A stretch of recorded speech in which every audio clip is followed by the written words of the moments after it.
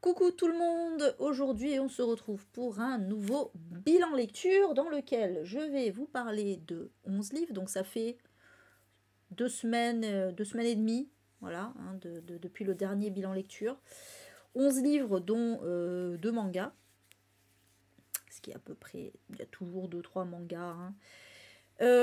Alors, mes lectures n'ont pas été foufinoutes.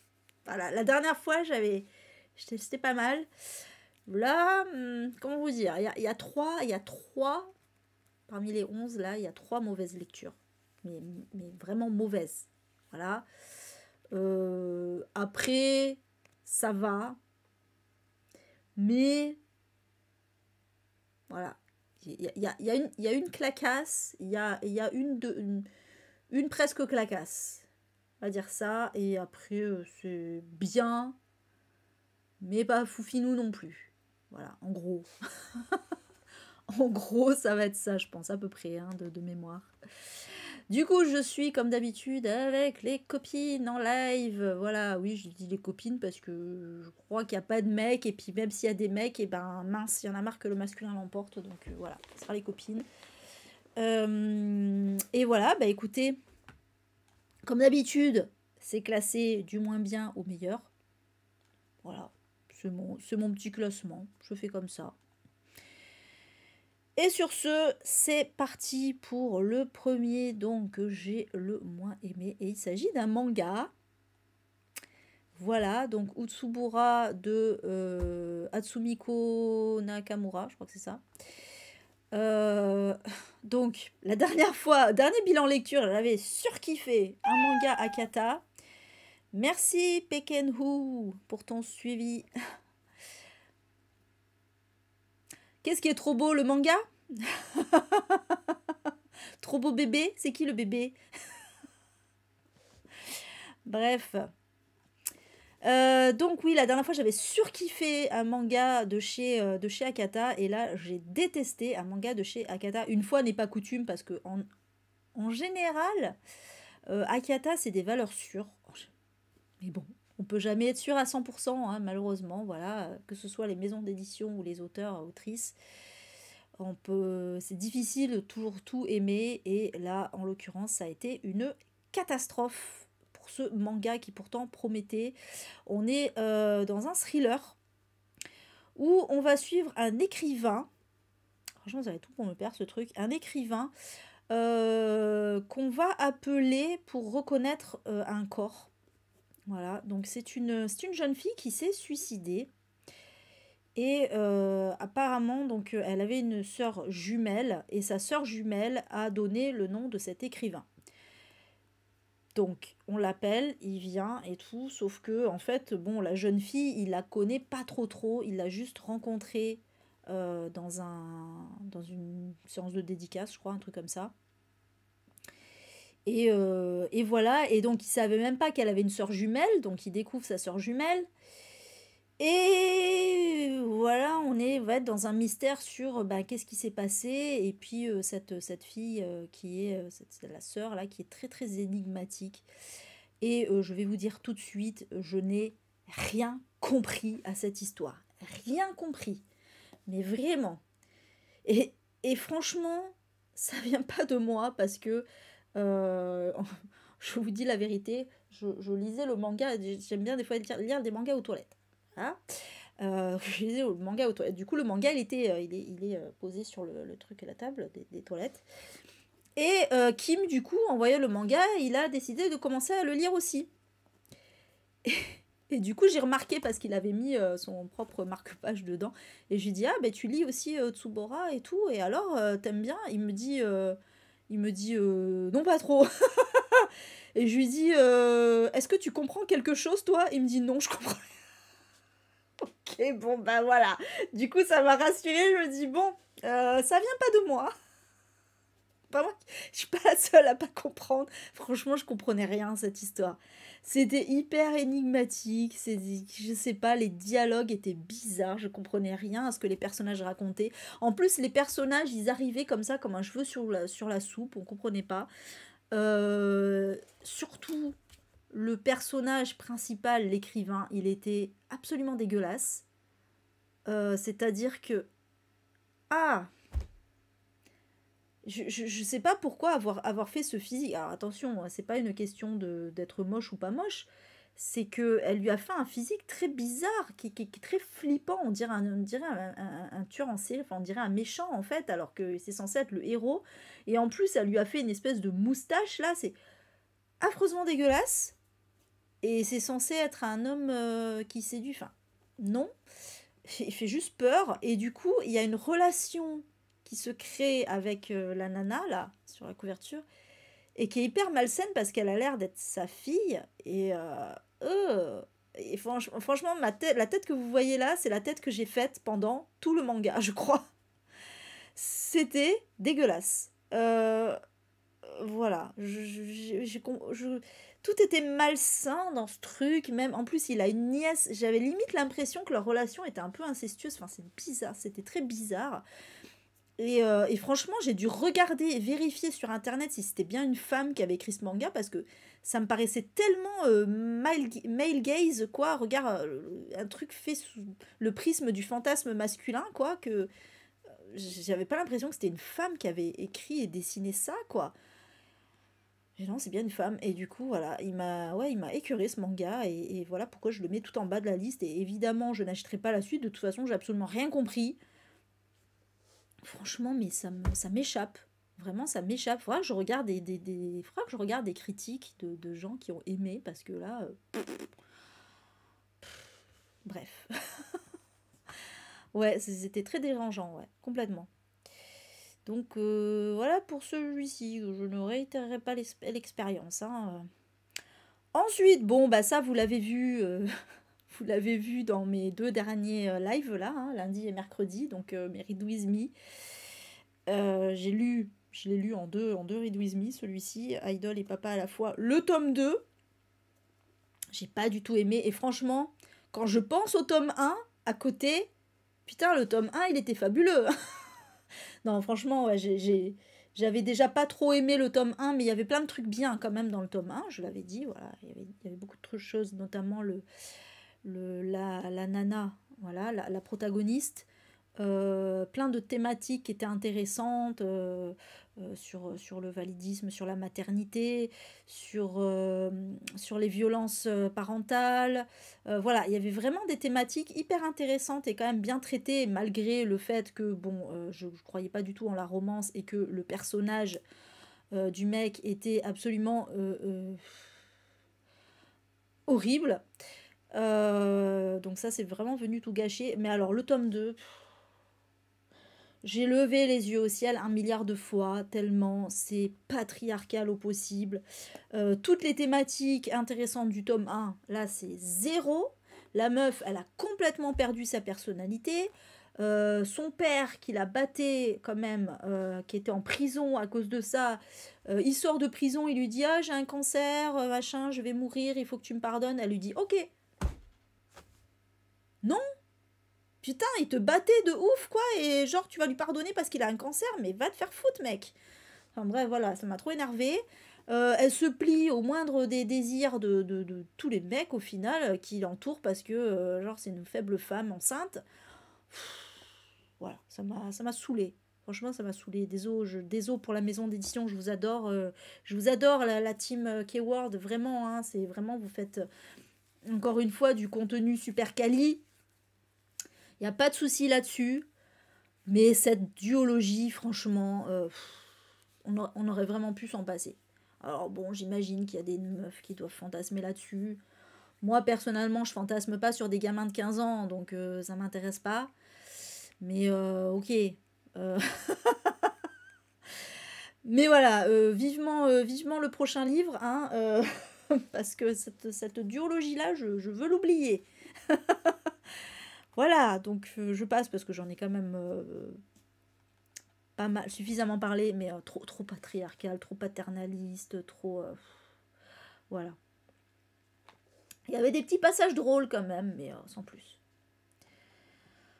Alors le prochain, par contre, je pense que je vais m'attarder assez longtemps dessus parce que c'est un livre bon, qui a certes divisé, mais qui a été qualifié de chef-d'œuvre par beaucoup de monde. Voilà. Ouais, c'est ça, Steph. Donc, Notre part de nuit de Mariana Enriquez. Je ne rejoindrai pas voilà, les gens qui parlent de chef-d'œuvre. Clairement pas. Clairement pas. Je veux bien comprendre. Je veux bien comprendre pourquoi on a aimé ce livre. Voilà. Il y a des qualités indéniables. Mais non, alors non, la fin n'a pas rattrapé du tout. Mais voilà, moi c'est un grand nom. C'est un grand nom et je suis pas d'accord avec le terme chef-d'œuvre. Franchement, là pour le coup, je ne suis pas d'accord avec le terme chef-d'œuvre. Même si, certes, mon avis est évidemment subjectif, mais enfin,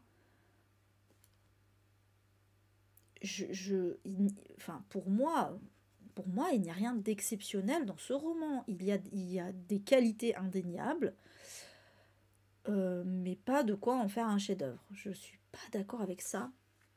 Parce que c'est un roman, oui, je pense que c'est un roman d'ambiance, clairement.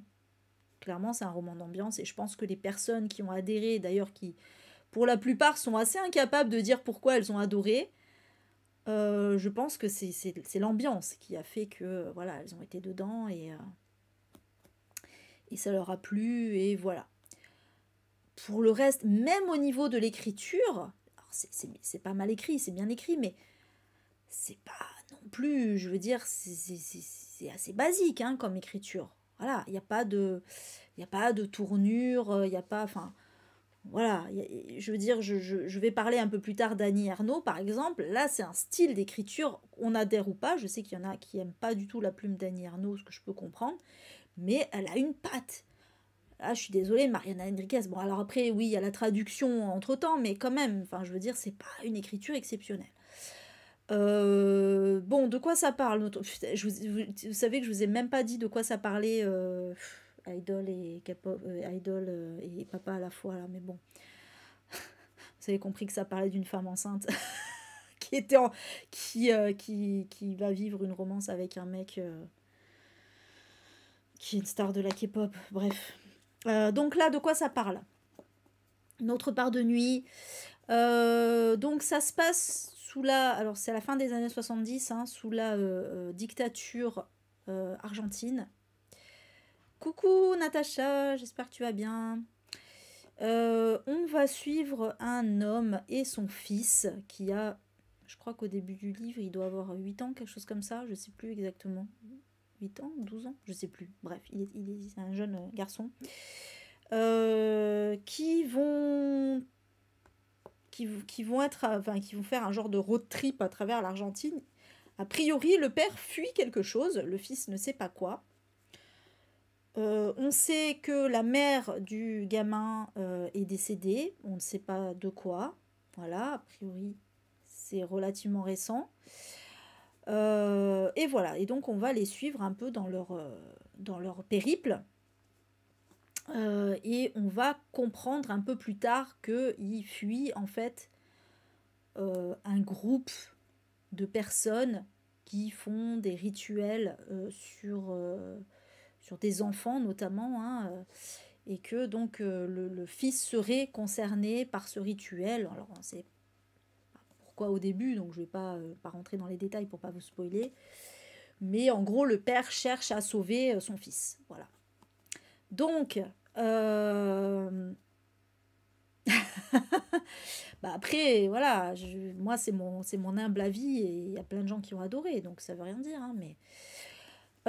donc déjà, pour commencer, moi alors, dès le début j'ai eu du mal. Dès le début, vraiment, parce que je ne supportais pas le personnage du père, que je trouvais absolument horrible. Mais vraiment, le père, il a rien pour lui, il est désagréable avec tout le monde et même avec son propre fils. Et le truc, c'est que pendant tout le livre, on nous le décrit comme limite un héros, quoi. Parce qu'il sauve son fils, voilà. Sauf qu'il est ultra toxique, quoi. Et franchement, je suis désolée, pour moi, c'est pas un héros. Donc, alors, il y en a qui m'ont dit oui, mais non, il n'est pas trop considéré comme un héros. Mais arrêtez, bien sûr que si. Dans le livre, il y a toujours quelqu'un pour dire ah, mais oui, d'accord, il a fait ça, mais bon, en vrai, c'est un mec bien. Oui, puis on parle tout le temps, même quand il n'est pas là. Même quand il n'est pas là, on parle de lui. Tout tourne autour du père tout le temps, tout le temps, tout le temps. Il n'y a que la dernière partie du livre qui est vraiment qui est vraiment centrée sur le fils. Mais sinon, ah putain, j'en pouvais plus de ce personnage absolument dégueulasse aussi, voilà. Euh, donc ça m'a saoulée. C'était très long, c'était très long. Qu'est-ce que c'était long, mon Dieu. On traînait sur des choses, mais franchement, le bouquin, il aurait pu vraiment enfin, faire la moitié de sa taille. Vraiment. Il aurait pu faire à la moitié de sa taille qu'il aurait raconté la même chose. Il y a tellement de... Pourtant, franchement, moi, j'ai pas de mal avec les longueurs en général. Mais là, c'était trop. Et en plus, dites-vous que je l'écoutais en audio. Donc en audio, moi, franchement, tout passe. Tout passe en audio. Même, voilà, même des guerres épées, même Game of Thrones, parce que Game of Thrones en livre, il y a beaucoup, beaucoup de longueur aussi. Tout passe crème. C'est la première fois que j'écoute un livre et que je souffre. Vraiment, hein, c'est la première fois. Pourtant, j'ai pas lu que des trucs bien en audio, hein, vraiment. Il y a des trucs que j'ai pas aimés. Mais c'est la première fois que je souffre autant. Je vous jure. J'ai souffert pendant toute la durée de mon écoute. J'en avais marre. Voilà, c'est trop long. Franchement, en plus, je suis désolée, mais bon, le scénario, enfin, oui, il y a des trucs intéressants. Alors, il y avait quand même des passages qui étaient bien. Le problème, c'est qu'à chaque fois qu'il y avait des passages qui étaient bien, ça durait 2 secondes 6. Et voilà, à chaque fois qu'il y avait des personnages intéressants qui arrivaient, pout, voilà, leur rôle se limitait à quelques pages et ciao. À chaque fois qu'il y avait des trucs intéressants sur le sida, par exemple, enfin voilà, parce on va avancer au fil des années, hein, voilà, ça va se passer vraiment de la fin des années 70 jusque, je crois, au milieu des années 90, quelque chose comme ça. Euh, ouais, ça doit être ça. Et donc, voilà, on va suivre un peu des périodes. Mais alors, le problème, c'est con. C'est con parce que, putain, on est en pleine période historique hyper importante en Argentine, mais on n'en parle jamais. On nous dit que ça se passe pendant la dictature argentine, on n'en parle jamais. Jamais, il y a 2 allusions dans le truc. Pareil pour, voilà, on va même à un moment retourner dans les années 60 parce qu'il va y avoir un flashback avec la mère du gamin, qui d'ailleurs est complètement inexistante. En fait, c'est marrant parce que c'est elle qui raconte, mais comme si elle lisait un texte, hein, limite. Hein, elle a aucune personnalité, rien, voilà, super. Tout tourne encore autour du père. Oh là là, elle est en pamoison devant lui. Ah putain, j'ai levé les yeux au ciel 15 fois aussi.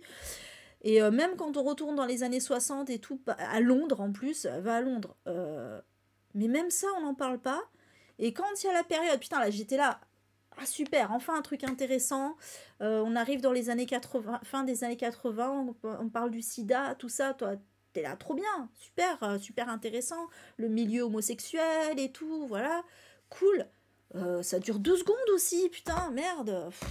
Ah, ça m'énervait trop, je te là, mais merde, à chaque fois qu'elle va aborder des trucs bien, ouais, c'est clair, Steph, je souffrais plus que le sport, honnêtement, hein, c'est chiant, hein, parce que je suis censée écouter un livre justement pour un peu me contrebalancer le fait de souffrir au sport, et en fait, ben ouais, je souffrais plus encore, donc bon, voilà.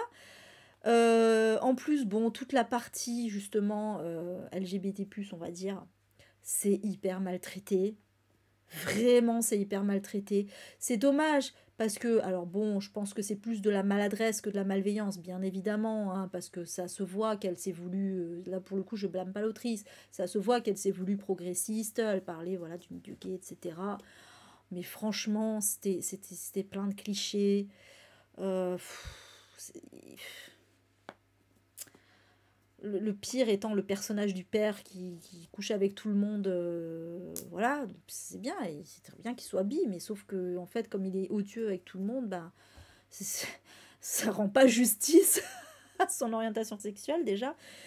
Et puis même, bon, voilà, je vous en avais parlé, tout le délire autour des rituels, Parce qu'en fait, donc, en gros, c'est la famille de la mère hein, qui fait des rituels comme ça. Leur but, c'est d'acquérir l'immortalité. Et en fait, ouais, il y a des rituels où il faut atteindre l'androgynie magique. Et donc, pour atteindre l'androgynie magique, il faut coucher avec une personne du même sexe. Mais sauf que le fait de coucher avec quelqu'un du même sexe, ça n'a absolument rien à voir avec l'androgynie. Quel fucking rapport? En fait, elle arrêtait pas de mélanger genre et sexe. Enfin, pardon, pas genre et sexe, mais genre et orientation sexuelle. Alors que ce sont deux choses totalement différentes. Tu peux très bien être une femme trans et être lesbienne, par exemple. Enfin, voilà, ça n'a rien à voir, quoi. Mais du coup, ouais, ouais, c'était le sport qui me motivait, c'est ça. Bref, voilà. Donc, ce livre m'a trop énervé. Ce livre m'a trop énervé, m'a trop fait souffrir et voilà. Et même si c'est dommage parce que vraiment il y avait des choses à dire historiquement parlant. Pour moi, c'était le seul intérêt du livre parce que franchement, tout le côté horrifique, je suis désolée, mais c'est pas hyper original. Super, les gens qui font des rituels pour devenir immortels. Wouh, waouh, hey, quelle originalité de ouf. Et ça repose que là-dessus pendant 800 putains de pages. Moi, j'aurais voulu que ça parle de la dictature en Argentine et tout, machin. Enfin, bon. Et j'aurais voulu que ce soit un peu plus horrifique que juste oh là là, le fils est en danger parce que. Et puis en fait, au final, il n'est jamais vraiment en danger d'ailleurs. Je vous spoil, mais tant pis. Parce que si vous attendez de le lire pour ça, pour avoir un peu peur pour le fils, vous aurez, franchement, ça sert à rien. Ça sert à rien. Bref, voilà.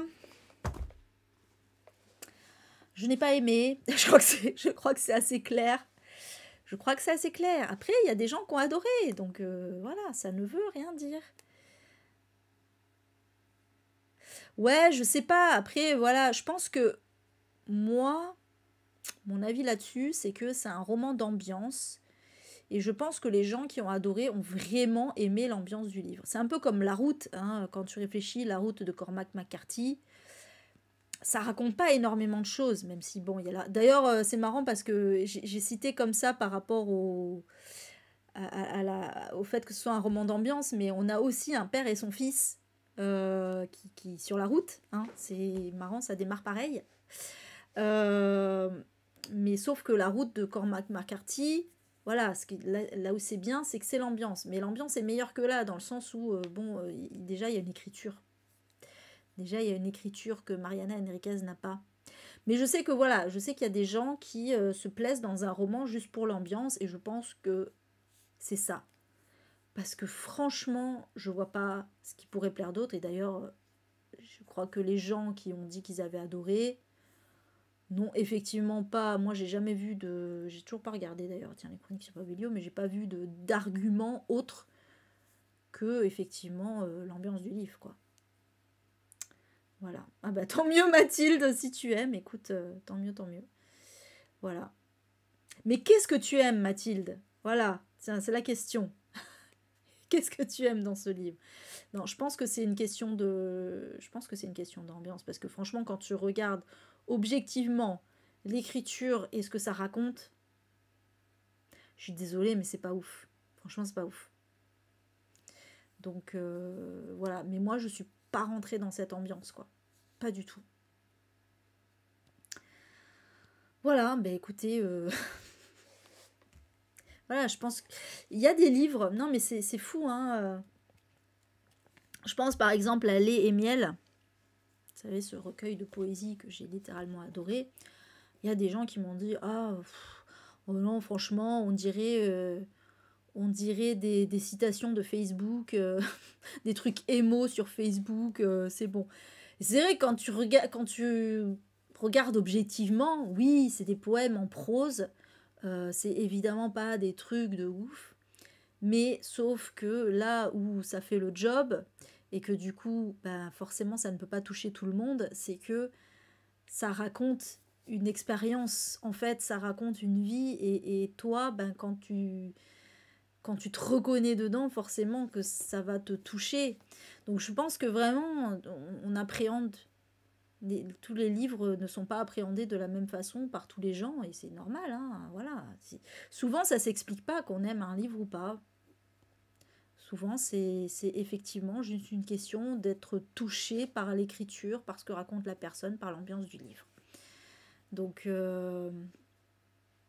bah, je dis pas qu'elle est mauvaise, attention, Odeya, hein. Je dis pas que l'écriture est mauvaise. Elle est ni bonne ni mauvaise. En vrai, elle est juste classique. C'est assez classique. Franchement, voilà. Elle est pas mauvaise, hein, attention. Hein, je veux dire, voilà, c'est tout à fait... c'est plus que correct. C'est bien écrit, dans le sens où, voilà, il n'y a pas de tournure, il n'y a pas de mauvaise tournure, et pas, voilà, c'est pas du tout... mais c'est pas une écriture originale, en fait. C'est pas une écriture originale. Voilà. Il y a, à la limite, ce qu'on peut trouver comme qualité, c'est la structure. La structure est intéressante. Le fait de changer de temporalité comme ça, de changer de point de vue, ça c'est intéressant, ça c'est une bonne qualité dans le livre. Mais bon, moi ça n'a pas suffi parce que en fait le problème c'est que peu importe du point de vue dans lequel on était, j'avais l'impression que ça tournait toujours autour du même personnage. Donc au bout d'un moment, quand ça tourne autour d'un personnage que tu peux pas blairer, bon ben voilà, t'en as un peu marre quoi. Ouais, je comprends. Après, peut-être Odeya, peut-être j'ai juste pas été sensible, hein. Tu sais, je suis pas une pro de l'écriture. Voilà, qui suis-je pour juger, hein, quelque part. Mais moi, je l'ai ressenti comme ça. Je n'ai pas été sensible à cette écriture. Voilà, peut-être qu'il y a des gens qui ont été ultra sensibles, j'en sais rien. Voilà, mais quand j'y repense, bon, je sais pas. Mais oui, regarde Odeya, hein, ne te fie pas forcément à mon avis, mais l'histoire est pas dingue, j'avoue. Ah ouais, t'es quand même un peu plus de la moitié, Mathilde. Bon, on est d'accord, tu vois, l'histoire est pas dingue. Donc voilà, je pense que c'est vraiment une question d'ambiance et d'être dedans, quoi.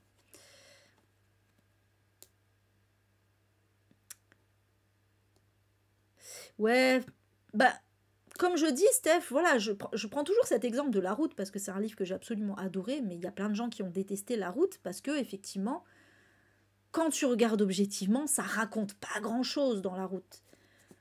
Mais pour le coup, là, au-delà de l'ambiance, il y a une écriture, il y a un style, il y a quelque chose qui fait que bah, après, tu t'es touché ou pas. Voilà, c'est toujours pareil. Hein. On n'est pas tous et toutes touchés par le même type d'écriture. Hein. Voilà, moi je suis très touchée, je vais en parler après, je suis très touchée par l'écriture d'Annie Ernaux, mais je me rappelle Malo qui disait qu'elle trouvait son écriture ultra froide, ce que j'entends tout à fait.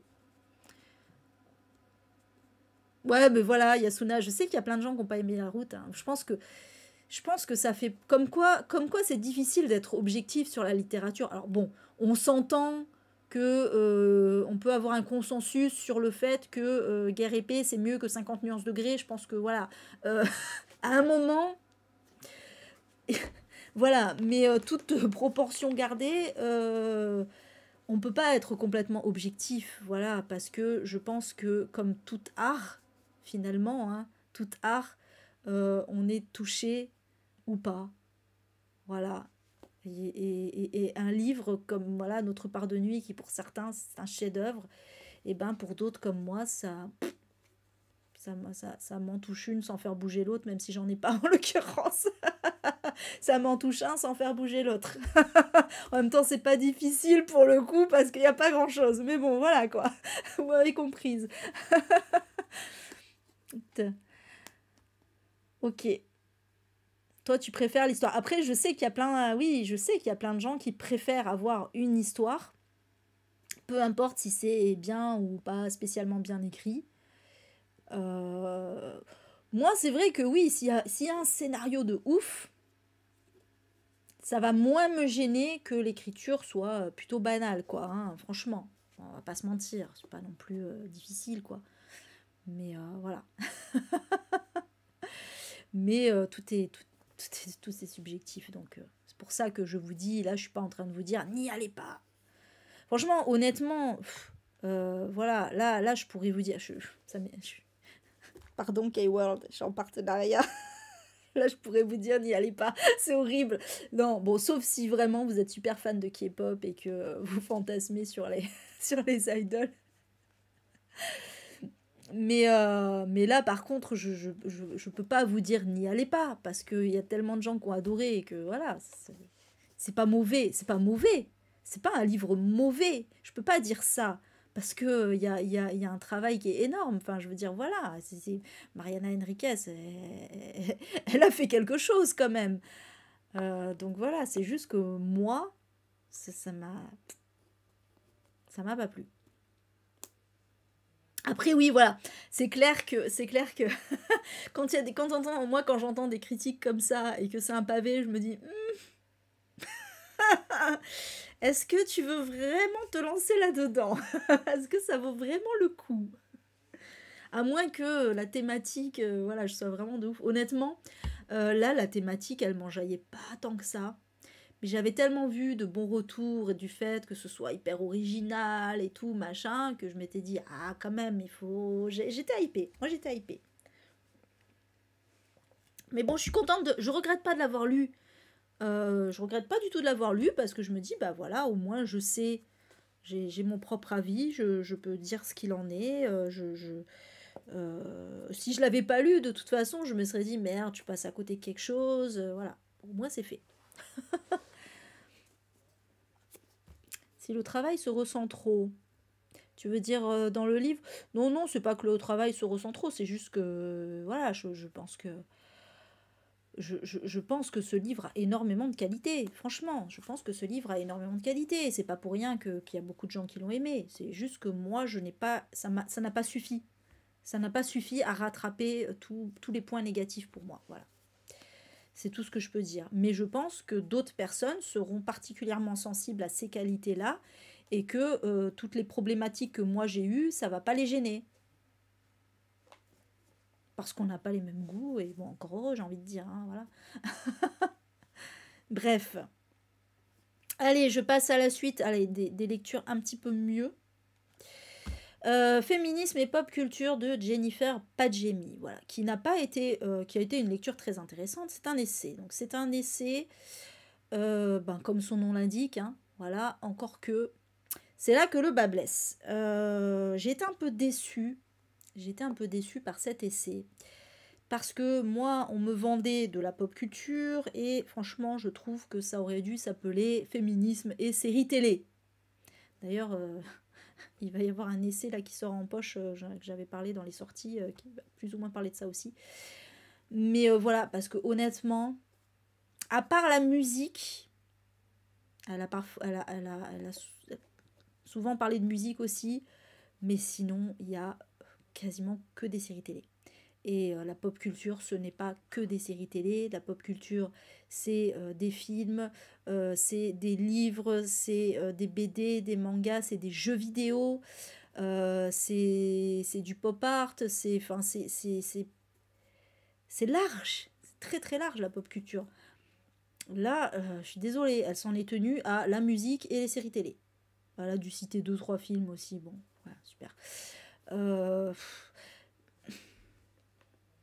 Ça suffit pas. Ça suffit pas. Je trouve qu'elle est restée trop en surface. Ah voilà, je suis tellement habituée à lire ce genre d'essai là où vraiment c'est hyper travaillé, hyper sourcé, avec des études, tout ça machin, que là, lire cet essai où juste elle va analyser quelques séries télé en disant ouais alors là ça a révolutionné, c'est l'arrivée de machin. C'était très bien fait, hein, attention, je suis pas en train de dire que c'est mauvais, pas du tout. C'était très bien, c'était très intéressant, même si bon j'ai pas appris grand chose parce que je connaissais plus ou moins tout ce qu'elle disait, mais c'était voilà pour les profanes on va dire c'est très intéressant. Donc pas de souci, surtout que bon il est sorti il y a pas très longtemps donc c'est très actuel. Vraiment, d'ailleurs, elle a, voilà, son essai portait sur les années 2010 en fait. Donc voilà, c'était vraiment sur les années 2010. Voilà, c'était très intéressant, mais moi, ça m'a pas suffi. J'aurais aimé vraiment qu'elle aille plus loin, qu'elle nous parle un peu plus trucs peut-être plus sociologiques, etc. Et puis surtout, plus de médias, quoi. Il y avait absolument zéro jeu vidéo, par exemple. Putain, pourtant, il s'en est passé des trucs dans l'industrie du jeu vidéo et tout ça par rapport au sexisme et tout. Elle n'a pas parlé de l'évolution aussi de l'inclusivité dans les jeux vidéo. Putain, elle aurait pu parler de The Last of Us partout. C'était déjà sorti quand elle a écrit le livre. Putain, qui a un modèle d'inclusivité, quoi. Tant par les personnages, parce que il y a des personnages, homosexuels, il y a des personnages trans dedans, enfin voilà, tant par ça, racisé aussi, que par le fait qu'ils aient donc Naughty Dog qui ont créé The Last of Us Partout, ils ont mis des options d'accessibilité pour les personnes en situation de handicap qui sont mais vraiment pointues, et donc les gens, il y a des personnes non-voyantes qui peuvent jouer au jeu, quoi. Enfin bon, ouais, c'est un exemple, mais c'est un exemple parmi tant d'autres qu'elle aurait pu citer. Et je trouve qu'elle a, pour moi, on ne fait pas un essai si on n'a pas suffisamment travaillé le sujet. Euh, et là, elle aurait dû dire, voilà, elle aurait dû appeler ça féminisme et série télé, si elle voulait vraiment rester dans les séries télé, parce que je suis désolée, mais à part un peu la musique, et encore, elle parle de Beyoncé, de Rihanna, c'est pas non plus un truc de ouf. Un peu les réseaux sociaux aussi, voilà, elle parle un peu des réseaux sociaux, bon. Voilà, mais c'était... Bah ouais, voilà, avoir le bon titre. Mais c'était bien, hein, attention, hein, je remets pas en cause Enfin, je remets pas en cause le travail, un petit peu, parce que je dis qu'elle a pas assez travaillé, la pauvre. Mais je veux dire, voilà, c'était très intéressant, mais pas suffisant pour moi. Par rapport à d'autres essais, plein d'autres essais que j'ai pu lire. Vraiment, on est trop... J'avais l'impression de lire un article de Slate, en fait. Voilà. Un long article, mais un article. Parce que on reste en surface. Voilà. C'est un peu dommage.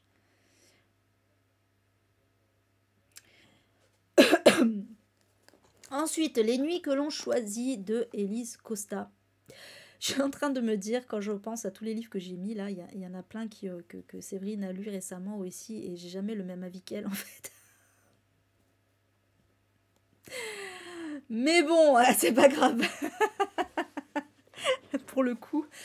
Donc Les nuits que l'on choisit de Élise Costa, qui est en fait Élise Costa, l'autrice et journaliste, elle travaille, donc ces dernières années, elle travaillait particulièrement dans le monde des affaires criminelles, dans le domaine des affaires criminelles, et du coup elle va nous raconter un peu sa vie finalement de journaliste confrontée à toutes ces affaires, ce qui était extrêmement intéressant, pas de souci là-dessus. Effectivement, il y avait même des affaires que je ne connaissais pas. Donc voilà. Bon, le souci, si je le mets aussi bas, c'est qu'il y a un souci. Le souci, c'est que c'était très fouillis, en fait, très désorganisé. Voilà, on passait d'une affaire à une autre pour revenir ensuite sur une affaire précédente, pour ensuite machin. Très décousu. J'avais un peu du mal à suivre. Voilà, ok. Et puis, je sais pas, quand j'ai terminé ce livre, je me suis dit, bon, c'était cool.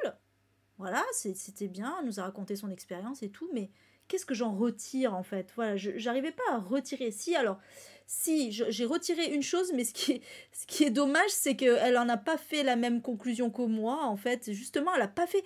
C'est ça le truc, c'est qu'il n'y a pas d'analyse, en fait, dans son livre. C'est ça qui m'a gênée aussi. Il n'y a pas d'analyse.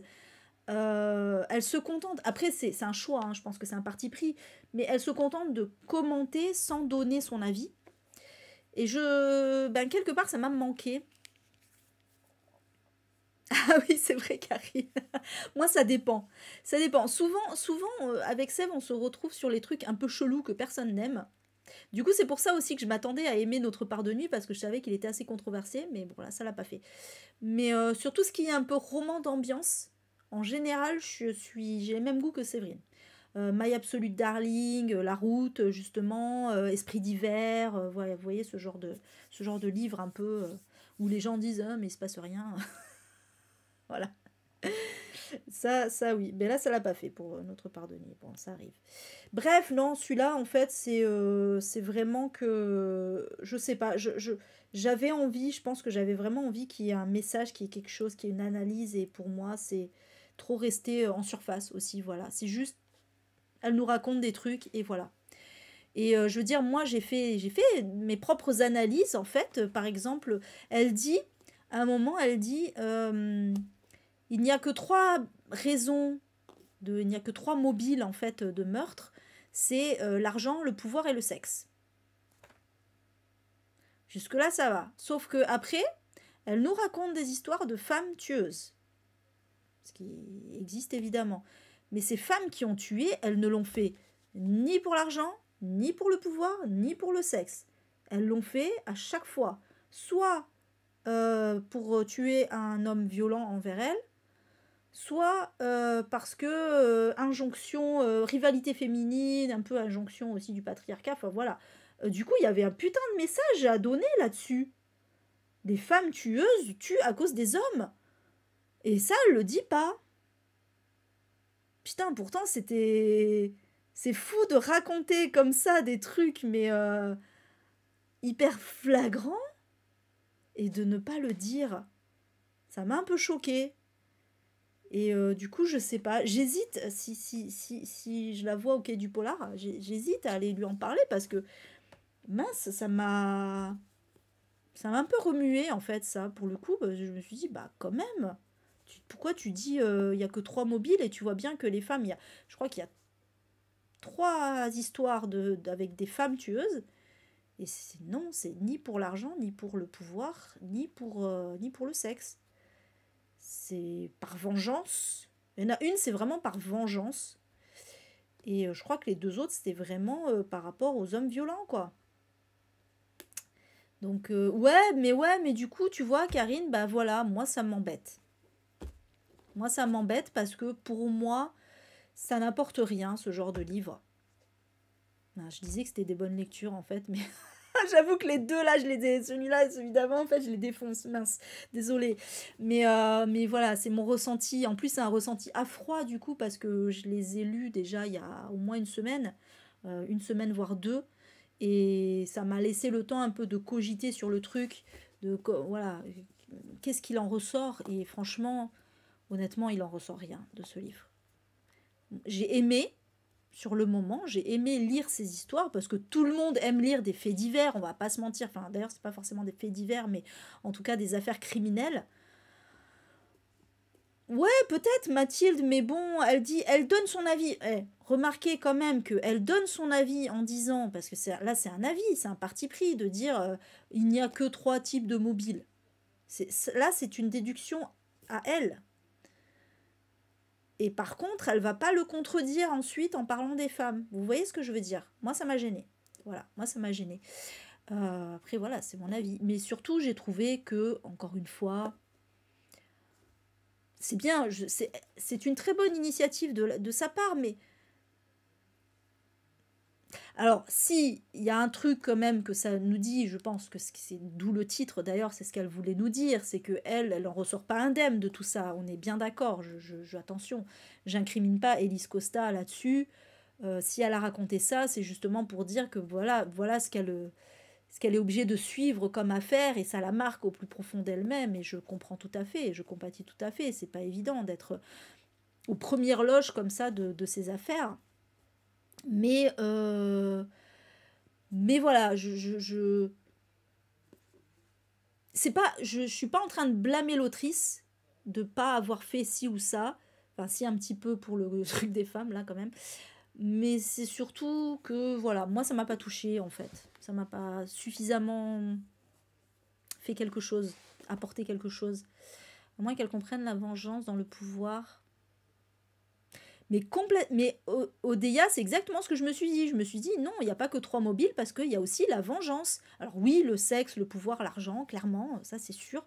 Mais il y a la vengeance. Et la vengeance, c'est pas forcément une question de pouvoir ou quoi. Ouais, voilà. Pour moi, la vengeance, ça fait clairement partie des mobiles de meurtre en plus, quoi.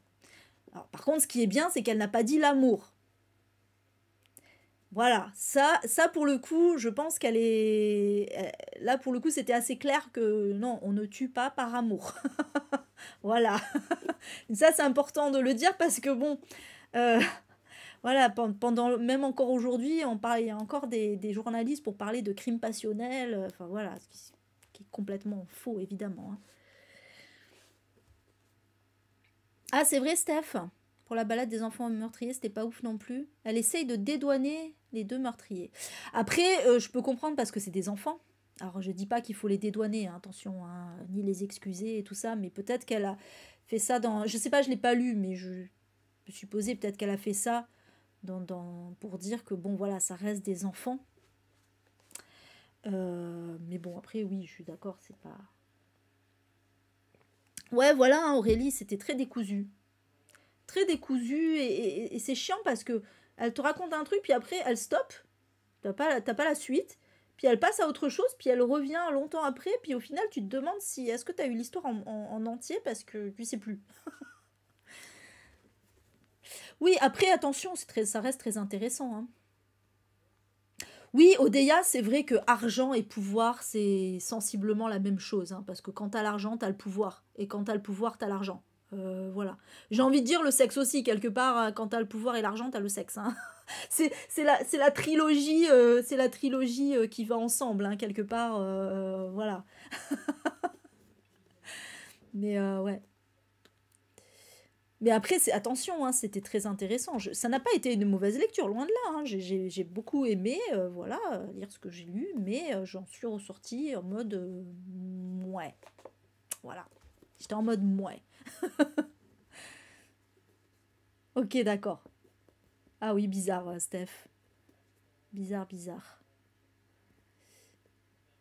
Oui, ouais, je crois qu'elle le dit, hein, Aurélie. Pour ça, c'est un bon point, effectivement. Ça, c'est un bon point. Mais d'ailleurs, je crois que c'est quand elle dit justement il n'y a que 3 mobiles pour exclure justement le meurtre par amour qui évidemment n'existe pas. Voilà. Allez, du coup, je passe à la suite. Je sais plus ce que j'ai mis ensuite. Ah oui, c'est un petit manga. C'est un petit manga, c'était mignonnouille. Donc mon chat à tout faire est encore tout déprimé.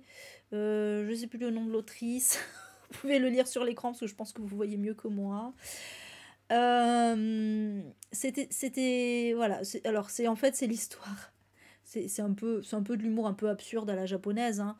Mais absurde mais métaphorique. Voilà, c'était pas mal pour ça. C'est une employée de bureau en fait, voilà, qui se fatigue un petit peu au travail.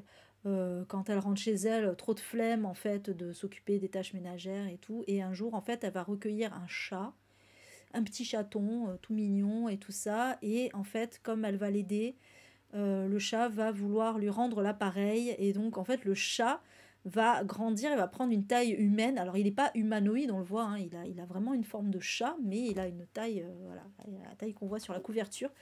Et il va se mettre à faire toutes les tâches ménagères, à lui faire à manger, tout ça, tout ça.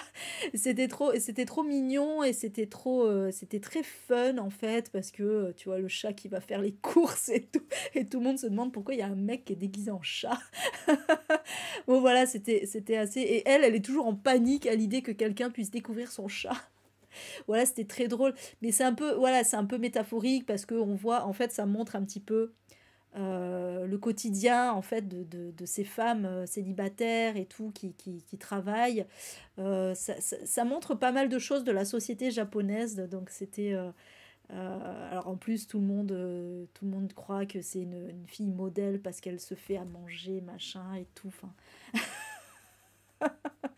c'est très rigolo. Mais ouais, tu m'étonnes Mathilde. Je crois qu'en lisant ce manga, tout le monde doit se dire putain pourquoi je regarde mon chat, mais pourquoi tu fais pas ça, toi? Mais oui, c'était ultra mignon. Et du coup, ouais, je pense que j'achèterai le tome 2 parce que je pense qu'il y a une petite romance qui risque de se profiler entre elle et... c'est son patron ou son collègue, je sais plus, un mec qui bosse avec elle en tout cas. Qui du coup lui il a grillé le chat, mais en fait il a pas grillé le chat comme ça, en fait c'est très drôle, il y a un quiproquo dans le truc, parce que il a vu qu'elle avait un chat et du coup il lui parle de son chat et elle est persuadée qu'il a grillé en fait le truc. Sauf qu'en fait il l'a vu sous sa forme parce qu'il peut reprendre sa forme de chat. Mais c'est très, du coup il y a des situations très très drôles. Voilà, et du coup je pense, ouais, c'est un manga à sketch en fait, c'est une succession comme ça de petits sketchs et du coup je pense que j'achèterai la suite parce que voilà, ça m'a fait beaucoup rire et c'est très mignon et puis les histoires de chats, on aime ça. Voilà, on aime les histoires de chats. Parce que malgré tout, il a beau faire la cuisine, le ménage et tout, ça reste un chat quand même. Voilà pour celui-ci. Alors, celui-ci a des trucs à dire. Enfin, des trucs, pas énormément de choses, mais... Donc, La dernière maison avant les bois de Catriona Ward. Qui a été... Alors, je sais que ça a été un coup de cœur pour plein de gens. Moi, ça n'a pas été un coup de cœur. Ça a été une bonne lecture. Mais voilà, j'en ressors en mode... C'était cool, mais une petite pointe de déception quand même. Alors je l'ai mis plus haut que le manga parce que bon, le manga ça reste tout mignon, voilà, c'est pas, là on est sur un truc un peu plus poussé quand même. Donc en fait, bon, ça commençait très très bien. Donc en fait on va suivre Ted, qui est un homme un peu spécial. Il vit seul avec son chat, sa chatte même, Olivia. On sent qu'il est complètement marginal. Voilà, on sent qu'il est un peu ouais, en marge de la société, un peu bizarre. Il a une fille, Lorraine, qui a 13 ans, si je ne me trompe pas, qui vient donc chez lui de temps en temps, avec qui ça se passe pas forcément bien, parce qu'elle a un caractère très particulier aussi. Voilà. Et puis, on va suivre aussi Dee. En fait, c'est Delilah, quoi. Dee, qui est une jeune femme qui a perdu sa sœur. Sa sœur, en fait, quand elles étaient petites, sa sœur a été disparue. J'allais dire a été enlevée. En fait, on n'en sait rien. Elle a disparu. Et voilà. Et donc là, on la retrouve adulte. Et elle se remet pas de cette disparition. Et il se trouve que Ted, pendant un temps, a été un suspect dans l'affaire de cette disparition. Et donc la police est venue perquisitionner chez lui, mais ils n'ont rien trouvé. Donc voilà, ils lui ont rendu sa liberté. Sauf que le pauvre Ted, il a été plus ou moins harcelé à cause de ça, parce que tout le monde croyait qu'il était coupable. Donc il s'est un peu barricadé chez lui. Et Dee, du coup, elle est persuadée qu'il a quand même un rôle là-dedans. Et donc elle va s'installer dans la même rue que lui. Et surveiller un peu ce qu'il fait, et donc elle va découvrir un peu des trucs bizarres. Et donc on va suivre 4 points de vue, donc le point de vue de Ted, le point de vue de Lorraine, qui est sa fille, le point de vue de sa chatte Olivia, oui, et le point de vue de Dee. Bisous Yasuna, bonne nuit, je savais pas que tu partais, bisous. C'est très bien écrit, ouais, Odeya, je suis assez d'accord. Moi j'ai adoré la structure du livre. Voilà, j'ai adoré la structure du livre. J'ai adoré voilà, ces différents points de vue. Il y a de l'humour, voilà, il y a de l'humour, il y a des trucs un peu tristes aussi. C'est très très énigmatique. J'aime beaucoup ce genre de choses où voilà, ça devient de plus en plus mystérieux. Tu te dis mais qu'est-ce que c'est ce truc? Bon, le seul problème, c'est que j'ai deviné la thématique au tiers du livre. Il y a Kim qui est au téléphone avec quelqu'un et est en train de se marrer. J'ai deviné la thématique au tiers du livre. Et en fait, à partir du moment où j'ai deviné la thématique, je me suis dit, ah, si c'est ça, ça va être chiant. Parce que j'aime pas cette thématique. Et du coup, bon, alors effectivement, ça s'est confirmé au fur et à mesure que je lisais. Je me disais, en fait, il y a des indices tellement énormes que, voilà, je pouvais pas passer à côté. Et même, il y a même des indices à côté desquels je suis passée qui étaient encore plus énormes, donc pour vous dire. Mais voilà, du coup, plus je lisais, plus je me disais, bon, c'est ça. c'est bon, c'est ça, j'ai compris le truc, et effectivement, j'avais compris le truc. Et du coup, j'étais un peu déçue, quelque part. Alors, j'étais contente d'avoir raison, parce que pour l'ego, un peu, je sais pas. Mais j'étais déçue parce que j'aime pas cette thématique, parce que pour moi, c'est vraiment un peu la thématique de la facilité. Après, à la décharge de Catriona Ward, on voit qu'elle a quand même étudié le sujet, qu'elle n'a pas fait ça à la légère. Voilà, il y a une postface qui explique bien d'ailleurs. Oui, après c'est très bien fait, c'est très bien fait, c'est très bien fait. Elle a très bien, voilà, c'est pas caricatural, c'est pas problématique dans le traitement. Voilà, donc c'est très bien fait. Mais après, voilà, moi, je sais pas, j'ai un problème avec cette thématique. C'est con, hein. C'est con. C'est juste ça qui m'empêche de dire que c'est un coup de cœur. C'est juste ça. Alors que j'ai aimé ce livre, mais je sais pas, je fais un blocage sur ce genre de thématique. Ce genre de thématique, pour moi, c'est toujours un peu le truc de facilité, quoi, voilà. Mais je pense que, honnêtement, je pense que ça fait partie des livres. Déjà, là, quand je vous en parle, je repense un peu le truc. Je pense que ça fait partie des livres dont je me souviendrai quand même et qui donc me laissera un goût positif, en fait. Voilà. Je pense, pour moi, c'est un très très bon thriller. Il n'y a pas de doute là-dessus. Il y a beaucoup de choses qui m'ont énormément plu dans ce livre. Voilà, j'étais en empathie avec les personnages. Voilà, donc oui, voilà, il est quand même relativement haut dans le classement, on va dire. Voilà, il est dans le milieu plus. Voilà, il est dans le milieu plus du classement là, dans mes dernières lectures. Voilà. Mais voilà, c'est juste que cette thématique là.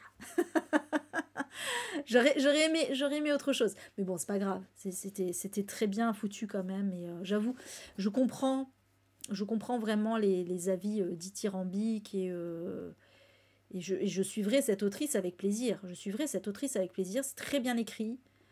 Et du coup, je me dis d'autant plus avec plaisir que je me dis, bah forcément, la prochaine fois, le prochain bouquin qu'elle va écrire, ou si elle l'a déjà écrit, j'en sais rien, ça sera pas sur la même thématique. Ça ne peut que me plaire. Du coup, voilà.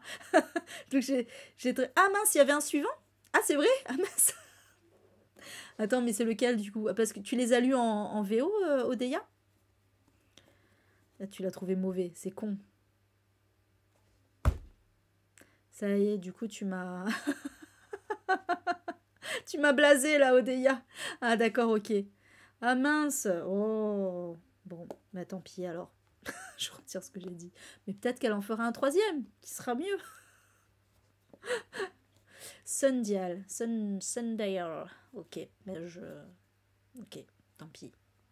On verra bien. Mais en tout cas, c'était vraiment un bon thriller. Et je pense que celui-là, je vous le conseille grandement parce que thématique ou pas, qu'on devine ou pas, au final, c'est très bien travaillé. Voilà, c'est ce qu'il faut se dire. Pour moi c'est 10 000 fois mieux travaillé que notre part de nuit. Hein. Pardon, mais...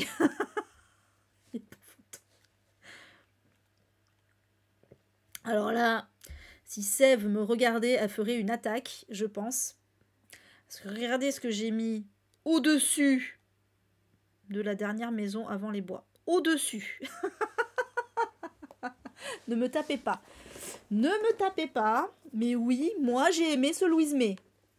J'ai aimé ce Louise May, petite salle, et j'ai trouvé que c'était parfaitement du Louise May. Je suis désolée. Et je vais vous expliquer pourquoi. Parce que j'ai des arguments, oui, mesdames, messieurs. J'ai des arguments pour dire que c'est bien du Louise May et que même c'est féministe. Oui, oui, oui, oui, oui. Donc, petite salle. Donc là, l'histoire, c'est on va être en 1969 dans un grand domaine qui est dirigé par un homme assez âgé qui...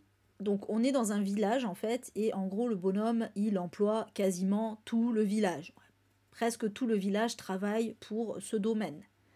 Voilà, alors le domaine, en l'occurrence, c'est de la culture de betterave sucrière. Voilà, ça se passe dans le nord, en Picardie, hein. On est près de Soissons. Alors dans un village qui n'existe pas, hein, elle a inventé, mais voilà, on est en Picardie, c'est là-bas, hein, qu'on cultive les betteraves d'ailleurs, forcément. Et donc voilà, un gros domaine de betteraves sucrières qui embauche ben ouais, quasiment tout le village au final, qui fait vivre le village. Et on va suivre notamment Catherine, qui est une jeune fille qui travaille donc dans ce domaine en tant que bonne à tout faire, et qui est traitée un peu comme de la merde, on va pas se mentir. Voilà, par un peu tout le monde, que ce soit ses patrons ou ses collègues, c'est la même chose. C'est voilà, bah, c'est la petite sale, c'est elle, voilà. Alors qu'elle est très propre sur elle, mais elle a l'air sale parce qu'elle est pauvre et que voilà, qu'elle est insignifiante et voilà, personne n'en a rien à battre d'elle. Et un jour, on va lui confier la petite fille donc du maître du domaine, qui a 4 ans. Alors c'est un hasard, hein, c'est pas vraiment volontaire si on lui confie, c'est en fait on l'avait confié à une autre domestique et puis elle lui dit attends, garde-la moi 2 secondes, voilà, bref. Et le fait est qu'elle est dehors avec la gamine et en fait il y a des mecs qui viennent la faire chier, pas la gamine, hein, elle, du coup, la harceler, se moquer d'elle, etc. Et que pendant qu'elle essaye, en fait, elle essaye de garder l'œil sur la gamine, mais les mecs se mettent devant, etc. Et au final, elle va perdre de vue la gamine, et quand enfin elle va réussir à se dépatouiller de tout ça, la gamine a disparu, bien évidemment. Et donc là, on ne va plus, à partir de là, et oui, et là je comprends pourquoi ça a perturbé les gens, à partir de là, on ne va plus suivre Catherine, on va suivre la police. Donc 2 enquêteurs qui vont venir exprès donc au village. Alors au début c'est les gendarmes et puis après l'affaire est confiée. En fait ils vont un peu travailler ensemble les gendarmes et la police. Mais on va surtout suivre 2 policiers et dont un en particulier qui est assez jeune. Euh, et les 2 policiers donc vont venir interroger un peu tout le monde, tout le village, hein, en gros. Et voilà pour mener l'enquête sur la disparition de la gamine. Et alors, moi, je vous dis que ce roman n'est pas un polar. Oui, il y a une enquête, oui, on suit des policiers, oui. Mais ça n'est pas un polar. Ce roman, c'est un roman noir social. Puisque, en fait, en sous-texte, c'est même pas en sous-texte, c'est même obvious, mais bon. C'est un roman clairement anticapitaliste. Clairement, ce qui va être dénoncé dans ce roman, c'est l'exploitation du village par ce domaine. Parce que, en gros, ils ont un peu tous le couteau sous la gorge. C'est bah, on est obligé de travailler là, sinon on n'a rien. Et ils se font exploiter jusqu'à la moelle, évidemment. Donc on a l'impression de lire limite le Capital de Karl Marx, tellement c'est ça, quoi. Euh, et donc là, il y a ça, déjà, donc premier gros message du livre. Ensuite, alors en ce qui concerne le fait que les policiers soient des hommes, évidemment que les policiers sont des hommes. On est en 1969, on est dans un petit village de Picardie. Je doute qu'il y ait beaucoup de femmes flics à ce moment-là, à cet endroit-là. Louise May, là, elle a pas mis les gros sabots, parce que franchement, dans Les Ravagés, j'ai adoré Les Ravagés. Dans Les Ravagés, elle met les gros sabots, et même dans La Deuxième Femme, elle met les gros sabots. Quand même, pour dire, regardez, c'est féministe, voilà, la condition des femmes, voilà. Elle donne des trucs et tout, ok. C'est ce qui était excellent, hein, au demeurant. Là, non, c'est vraiment. Là, elle a voulu faire un roman très réaliste, pragmatique, pour dénoncer en fait les conditions des personnes à ce moment-là. Alors, donc, il y a les conditions de travail, il y a aussi les conditions des femmes, mais purée, mais c'est tellement féministe justement, mais elle dénonce tout, il y a de tout. Il y a la nana qui tombe enceinte et qui du coup doit arrêter ses études à cause de ça parce que bah voilà à l'époque quoi. Il y a la nana ben oui qui trime pour survivre et qui est traitée comme de la merde. Il y a la nana qui est riche mais qui est traitée comme de la merde par son mari, qui est là juste pour lui faire des héritiers. Enfin voilà, il y a plein d'exemples de femmes là-dedans pour montrer justement un peu les conditions des femmes à cette époque-là. La fin, la fin, putain, mais en lisant la fin, on comprend que c'était pas un polar. Évidemment que l'enquête, elle est nulle. Oui, ben oui, on retrouve la façon dont on retrouve la gamine et tout, machin, mais... Oui, mais mince, j'ai spoilé. Bon. Mais c'est pas grave, parce que c'est pas le sujet du livre, on s'en fout. Mais l'enquête, c'est en second plan. C'est pas important, l'enquête. Ce qui est important, c'est tout ce qu'il y a autour, c'est toute la situation de ces gens en 1969, au lendemain de mai 68, en plus, dans ce petit village. Euh, et la situation d'une femme en particulier, petite salle, que justement on retrouve à la fin. Et voilà. Je sais pas si vous êtes toujours là parce que personne n'a parlé depuis tout à l'heure, mais c'est pas grave. Ça se trouve, il n'y a plus personne, tout le monde s'est barré. Mais, euh, mais voilà, en tout cas, non, pour moi, c'est un excellent roman. Euh, c'est un excellent roman noir, social, sociétal. En plus, oui, c'est du Louise May. Il y a la patte de Louise May, il y a l'écriture de Louise May. J'adore. Ok, d'accord, Karine. Bon puzzle. J'adore son écriture. Vraiment, j'adore son écriture. Et là, elle a été juste beaucoup plus subtile. Ok, Aurélie. Elle a juste été beaucoup plus subtile que d'habitude. Et c'était très beau et c'était très intéressant. Et oui, d'accord, on suit des hommes, mais on suit des hommes qui ont aussi une situation particulière et intéressante. Un homme qui a une fiancée aussi, qui a une situation particulière. Ah oui, parce qu'on parle aussi des étrangers. Ben oui, il y a ça aussi. Il y a énormément de thématiques dans ce livre. Alors, ça n'a pas été la claquasse que la deuxième femme a pu être, par exemple. Voilà, parce que ça reste assez classique. Ok, ok. Ça reste assez classique. C'est vrai que l'histoire, je comprends qu'il y ait des gens qui aient été déçus. Moi-même, ça sera pas mon préféré de Louise May, clairement pas. Attention. Donc je comprends que des gens ont été déçus, mais je pense que les gens se sont vraiment focalisés sur le fait que ce soit pas en apparence du moins féministe. Les gens se sont tellement focalisés là-dessus et sur l'enquête que bah forcément ils ont été déçus. Mais les gens, mais analysez la lecture, il y a des choses en filigrane quand même qui sont dites. Je sais pas. C'est pas parce qu'il y a une enquête que ça veut dire que c'est juste un polar, quoi, et qu'on s'attend à un twist de ouf à la fin. Ben non, il n'y a pas de twist.